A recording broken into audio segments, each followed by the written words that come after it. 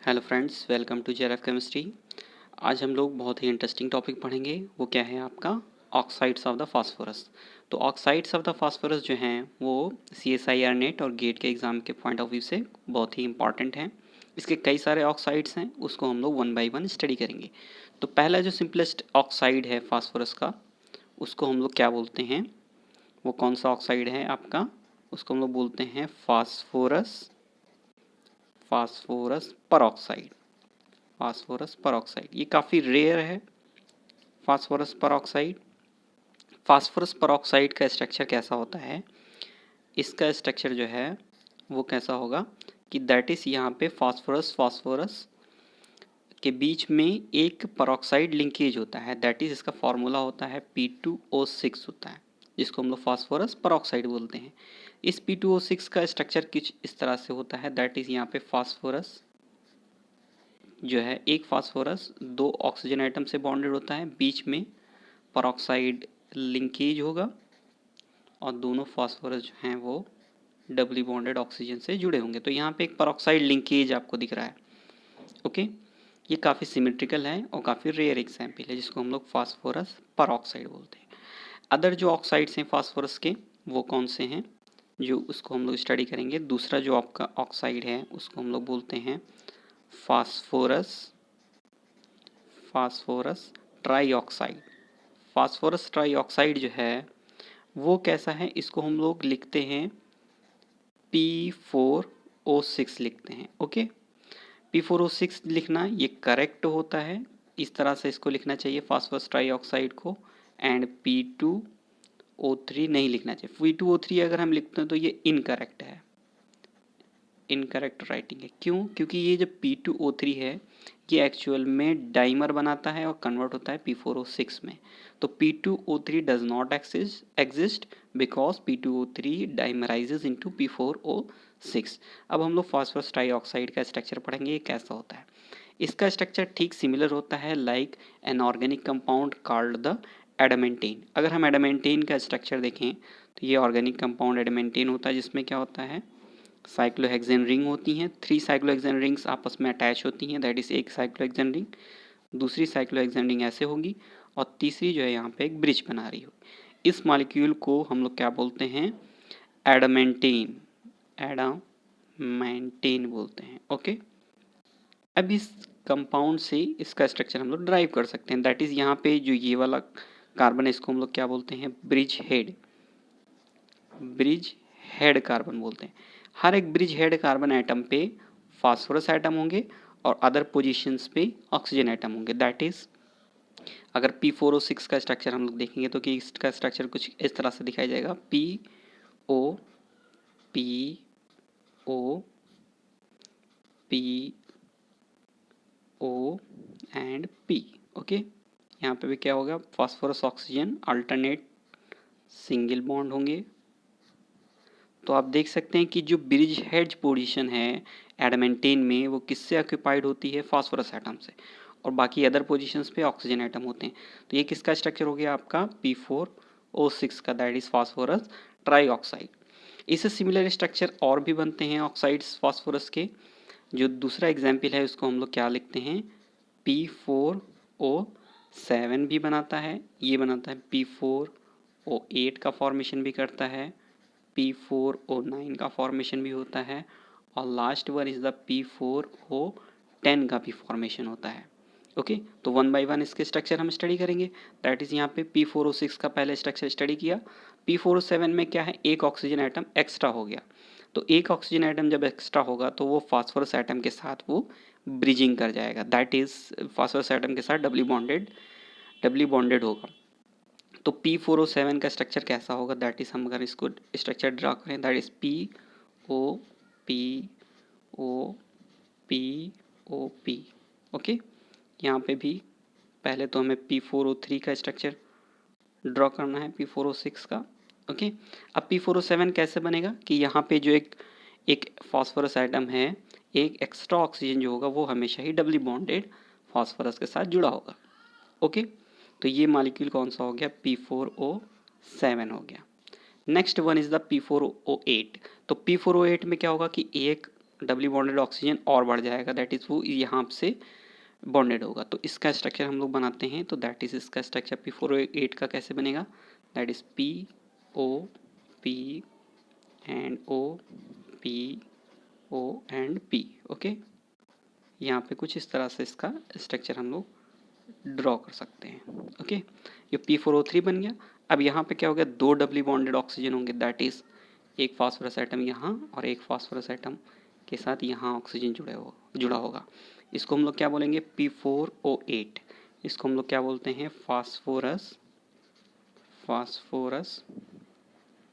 Tetroxide बोलते हैं, phosphorus tetroxide. Okay, phosphorus tetroxide. इसके बाद P4O9 का जब हमें स्ट्रक्चर ड्रॉ करना है तो इसमें एक और एक्स्ट्रा ऑक्सीजन है, वो कहाँ होगा, यहाँ पे डबली बॉन्डेड और होगा, दैट इज़ P4O9 का स्ट्रक्चर अगर हम बनाएंगे तो कैसा दिखाई देगा, दैट इज़ P, यहाँ पे क्या होगा कि P single bond O and P फिर O and P O and P, यहाँ पे कुछ इस तरह से इसका स्ट्रक्चर होगा। ओके, तो आप देख सकते हैं कि इसके साथ कुछ इस तरह से स्ट्रक्चर बनाता है। तो P4O9 कैसे बनेगा, दैट इज़ यहाँ पे 3 ऑक्सीजन एटम डबली बॉन्डेड होंगे, दैट इज़ यहाँ पे P double bond O and P double bond O and P double bond O, कुछ इस तरह से होगा। तो ये कौन सा मॉलिक्यूल हो गया आपका, ये हो गया P4O9 हो गया, ठीक है, P4O9 इसका स्ट्रक्चर। ओके, जब P4O10 का फॉर्मेशन करेंगे तो P4O10 में क्या होगा, एक जो फास्फोरस बच गया है यहाँ पे भी, ये भी डबली बॉन्डेड ऑक्सीजन से जुड़ा होगा, दैट इज़ P4O10 का अगर स्ट्रक्चर हम ड्रॉ करें तो कैसा दिखाई देगा, दैट इज़ फास्फोरस के साथ PO PO and PO P, ये स्ट्रक्चर होगा कुछ इस तरह से। ओके, अब यहाँ पे जो ऑक्सीजन, हर एक phosphorus atom doubly bonded oxygen के साथ जुड़ा होगा कुछ इस तरह से। तो आप देख सकते हैं इसका स्ट्रक्चर कैसा हो गया, P4O10 हो गया। इसी को हम लोग क्या बोलते हैं, फास्फोरस पेंटाऑक्साइड बोलते हैं, पेंटाऑक्साइड। तो ये आपका फास्फोरस पेंटाऑक्साइड हो गया। तो सबसे पहली बात हमें देखना होगा कि यहाँ पे जो स्ट्रक्चर है वो एडामेंटेन से डराइव हुआ है। हर एक ब्रिज हेड पोजीशन पे फास्फोरस एटम होता है और बाकी पोजीशंस पे ऑक्सीजन एटम होते हैं, ये है फास्फोरस ट्राईऑक्साइड। अब इस फास्फोरस ट्राईऑक्साइड में इंटरेस्टिंग बात ये है कि यहाँ पे जो एंगल होता है POP एंगल, ये कितना होता है, 127 डिग्री होता है। ये इंपॉर्टेंट एंगल है, ये आपको याद करना पड़ेगा। Okay, next one is the P4O7 में क्या होगा, एक डबली बॉन्डेड ऑक्सीजन बढ़ जाएगा और P4O8 में 2 डबली बॉन्डेड ऑक्सीजन बढ़ जाएंगे और P4O9 में क्या होगा, 3 डबली बॉन्डेड ऑक्सीजन बढ़ जाएंगे, P4O10 में 4 डबली बॉन्डेड ऑक्सीजन होंगे। ओके, तो यहाँ पे सारे हमने फास्फोरस के कंपाउंड हमने स्टडी कर लिए। जब से सबसे इम्पॉर्टेंट जो एग्जाम्पल है वो आपका कौन सा है, P4O10, क्योंकि इसकी हाइड्रोलिसिस कराने पे फास्फोरस के एसिड्स का फॉर्मेशन होता है। तो देखते हैं दोस्तों कि इसके कौन कौन से एसिड्स हैं जो फास्फोरस ऑक्साइड से डराइव होते हैं। तो सबसे पहले स्ट्रक्चर हम लोग ड्रॉ करेंगे किसका, फास्फोरस पेंटाऑक्साइड का। तो फास्फोरस पेंटाऑक्साइड का जब हम स्ट्रक्चर ड्रॉ करें तो दैट इज़, हम इसको सिंपली वे में ऐसे लिख सकते हैं कि एक टेट्राहीड्रन है और हर एक टेट्राहीड्रन के कॉर्नर पे फास्फोरस एटम सिचुएटेड है और ब्रिज पोजीशन जो है वो ऑक्सीजन एटम से ऑक्यूपाई की जाती है। ओके, तो ये मान लीजिए ये एक टेट्राहीड्रन हो गया, हर एक टेट्राहीड्रन के कॉर्नर पे कौन है, फास्फोरस एटम है और ब्रिज पोजीशन जो है वो जो एजेस हैं, एजेस के सेंटर पे ऑक्सीजन एटम है। ओके, अब ये हो गया P4O3 का स्ट्रक्चर। अब इसमें अगर 2 doubly bonded oxygen doubly bonded जोड़ दिए हैं, दैट इज़ यहाँ पे double bond O double bond O double bond O and double bond O। Okay, तो ये स्ट्रक्चर इसको हम क्या बोलेंगे, ये हो गया P4O10 हो गया, जिसको हम लोग फास्फोरस पेंटाऑक्साइड्स भी कहते हैं। ये फास्फोरस पेंटाऑक्साइड है।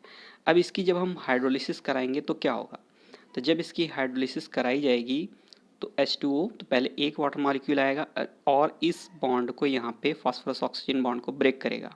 जहाँ पे ऑक्सीजन लगा हुआ है उसके साथ H+ आयन जुड़ता है और जो फास्फोरस लगा हुआ है उसके साथ OH- आयन जुड़ता है, 2 आयन जुड़ जाते हैं। ओके, तो तो बीच में ये एक बॉन्ड ब्रेक हो जाएगा, बाकी सारे बॉन्ड वैसे ही रहेंगे। तो आप देख सकते हैं कि क्या स्ट्रक्चर बनेगा।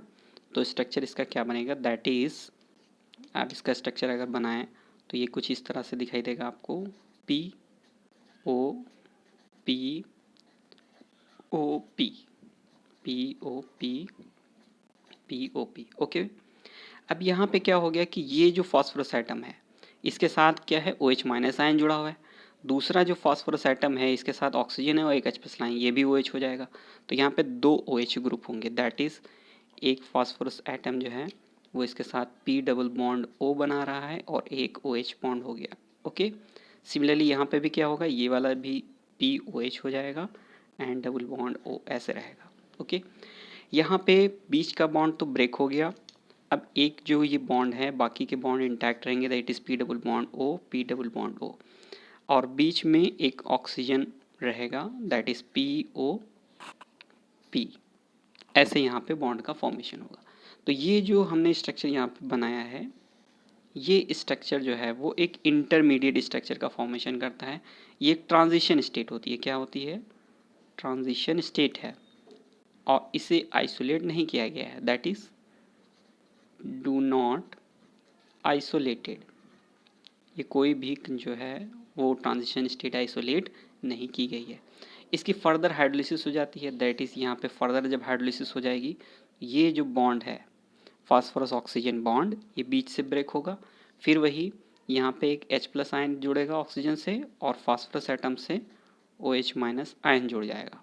ओके, तो यहाँ पे जब फर्दर इसकी हाइड्रोलिसिस हो जाएगी, तो हाइड्रोलिसिस होने के बाद देखिए आप बीच का जो बॉन्ड है वो ब्रेक हो जाएगा और यहाँ पे क्या फॉर्मेशन होगा, दैट इज़ यहाँ पे कुछ इस तरह से बनेगा structure, that is P single bond O, single bond P, single bond O, single bond P, single bond O and single bond P, single bond O and P। Okay, ये बन गया। अब इसके साथ क्या होगा कि जो ऑक्सीजन एटम है that is P double bond O and OH, ये OH होगा। ओके, यहाँ पे ये वाला जो बॉन्ड जी ब्रेक हो गया, तो ये वाले ऑक्सीजन एटम के साथ जो फास्फोरस है इसके साथ OH ग्रुप जुड़ेगा, दैट इज़ POH हो गया, POH group and P double bond O ऐसे रहेगा। ओके, दूसरा भी जो फास्फोरस एटम है उसके साथ भी क्या हुआ यहाँ पे कि P डबल बॉन्ड O होगा एंड ये भी OH ग्रुप हो जाएगा। Next one is the remains intact, that is P double bond O and OH, ये बनेगा। क्योंकि ये जो फास्फोरिक एसिड है ये कैसा है, ये साइक्लिक स्ट्रक्चर है, तो साइक्लिक स्ट्रक्चर के लिए हम एक टर्म यूज़ करते हैं मेटाफॉस्फोरिक एसिड। तो इसको हम क्या नाम देंगे, टेट्रा मेटाफॉस्फोरिक एसिड। क्या बोलेंगे इसको हम लोग, टेट्रा मेटा, क्या बोलेंगे इसको हम लोग, tetra Meta phosphoric acid, phosphoric acid कहते हैं, टेट्रा मेटा फास्फोरिक एसिड। और इसका फार्मूला क्या हो जाएगा, दैट इज़ हाइड्रोजन कितने हैं, 4 हैं, दैट तो इसका फार्मूला हो जाएगा H4P4 एंड O8 हो जाएगा। तो टेट्रा मेटा फास्फोरिक एसिड क्यों कहते हैं, क्योंकि ये साइक्लिक है और साइक्लिक के लिए मेटा टर्म यूज़ किया जाता है, टेट्रा मेटा फास्फोरिक एसिड। उसके बाद जब फर्दर इसकी हाइड्रोलिसिस होगी टेट्रा मेटा फास्फोरिक एसिड की, तो देखिए जब हाइड्रोलिसिस होगी तो हाइड्रोलिसिस के बाद फिर ऑक्सीजन बॉन्ड ब्रेक होगा, that is phosphorus oxygen bond, ये वाला अगर हम यहाँ से ब्रेक कर दें, ऐसे यहाँ से ये बॉन्ड ब्रेक कर दें, ओके, तो फास्फोरस एटम से क्या लगेगा, दैट इज़ अटैच होगा, OH- आयन अटैच हो जाएगा और ऑक्सीजन के साथ H+ आयन अटैच होगा। ठीक है, तो ये कैसा हो जाएगा, लीनियर स्ट्रक्चर बनाएगा। तो लीनियर स्ट्रक्चर कुछ इस तरह से यहाँ पे बनेंगे, दैट इज़ फास्फोरस फिर ऑक्सीजन एंड देन फास्फोरस, फिर oxygen then phosphorus and then oxygen and then phosphorus. 4 phosphorus atom हैं और बीच में कितने, 3 ऑक्सीजन एटम होंगे। अब देखिए 2 ये टर्मिनल फास्फोरस एटम हैं, वो क्या बना रहे होंगे, P double bond O OH बना देंगे, P double bond O OH, यहाँ पे P double bond O OH हो जाएगा, ये होगा P double bond O OH and P double bond O OH and P double bond O OH, ये phosphoric acid का फॉर्म्स। अब इसको हम लोग क्या बोलेंगे, क्योंकि ये लीनियर है इसीलिए इसको हम लोग बोलेंगे टेट्रा पॉलीफॉस्फोरिक एसिड, क्या बोलेंगे? टेट्रा पॉलीफॉस्फोरिक एसिड, इसको हम लोग बोलते हैं tetra polyphosphoric acid, tetra polyphosphoric acid. इस टेट्रा पॉलीफॉस्फोरिक एसिड का जो स्ट्रक्चर है वो कैसा हो जाएगा? कुछ इस तरह से लीनियर स्ट्रक्चर होगा। अब देखिए यहाँ पे इसमें कितने हाइड्रोजन आइटम हैं? हाइड्रोजन कितने हैं? 2 3 4 5 6, 6 hydrogen atom, that is H6P4O13 इसका मॉलिक्यूलर फार्मूला होगा। ओके, अब यहाँ पे आप देख सकते हैं कि ये जो ऑक्सीजन जो एटम है यहाँ पे OH बॉन्ड है। OH बॉन्ड कितने हैं? 6 OH बॉन्ड हैं। तो 6 OH बॉन्ड होने की वजह से इसको हम लोग कहेंगे हेक्सा बेसिक एसिड बोलेंगे, हेक्सा बेसिक एसिड। ओके, इसके बाद फिर क्या होगा? फिर यहाँ पे फर्दर इसकी अगर हम लोग हाइड्रोलिसिस करा दें तो फर्दर इसकी जब हाइड्रोलिसिस हो जाएगी तो फर्दर इसकी हाइड्रोलिसिस करा दें तो एक वाटर मॉलिक्यूल और आएगा और ये बीच से इसको ब्रेक कर देगा सिमेट्रिकली, क्योंकि ये सिमेट्रिकल मॉलिक्यूल है। जिधर ऑक्सीजन है उधर H+ आयन जुड़ेगा और जिधर फॉस्फोरस है उधर क्या जुड़ेगा? OH- ion. तो यहाँ पे 2 पायरोफॉस्फोरिक एसिड का फॉर्मेशन होगा। तो स्ट्रक्चर आपको क्या मिलेगा? तो आप देख सकते हैं इसका क्या स्ट्रक्चर आपको मिलेगा, दैट इज़ यहाँ पे आपको मिलेगा P single bond O and P, ये हो जाएगा OH and POH and OH। Okay, अब यहाँ पे डबल बॉन्डेड ऑक्सीजन आइटम लगे होंगे। ओके, तो ये क्या बनता है आपका? इसको हम लोग कहते हैं पायरोफॉस्फोरिक। इसके 2 मॉलिक्यूल आपको मिलेंगे, तो इसको हम लोग बोलते हैं पायरोफॉस्फोरिक एसिड। क्या बोलते हैं? पायरोफॉस्फोरिक एसिड बोलते हैं, पायरोफॉस्फोरिक एसिड। पायरोफॉस्फोरिक एसिड का इसका फॉर्मूला क्या हो जाएगा? H4P2O7 हो जाएगा। क्योंकि यहाँ पे 4 OH ग्रुप है इसीलिए ये कैसा होगा? Tetra basic